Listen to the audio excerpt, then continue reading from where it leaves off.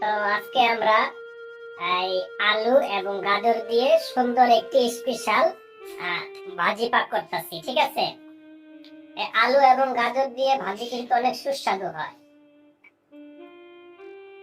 দেখুন,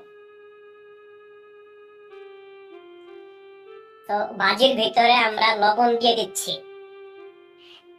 এখন দিয়ে দিব ধনিয়ার গুঁড়া, ঠিক আছে। অল্প করে ধনিয়ার গুঁড়া দিয়ে দিলাম।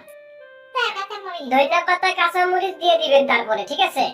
তাই যে আমরা এখন ধনিয়া পাতা কাঁচামরিচ দিয়ে দিচ্ছি। এটা কিন্তু অনেক স্পেশাল একটা ভাজি হচ্ছে আর কি। এই ভাজিগুলি অনেক মজা হয় যদি ভালোভাবে আপনারা রান্না করতে পারেন। যেভাবে আমরা এই ভাজিটাকে পাক করতে দিই, যদি আপনারা সেভাবে করতে পারেন অনেক সুস্বাদু হবে। তো আমরা ধনিয়ার গুঁড়া, লবণ, তারপরে ধনিয়া পাতা, আদা রসুন বাটা, তারপরে কাঁচা মরিচ ইত্যাদি অনেক কিছু দিয়ে দিয়েছি। এখন এটাকে আমরা সুন্দর করে নাড়াচাড়া দিব, ঠিক আছে। দেখুন,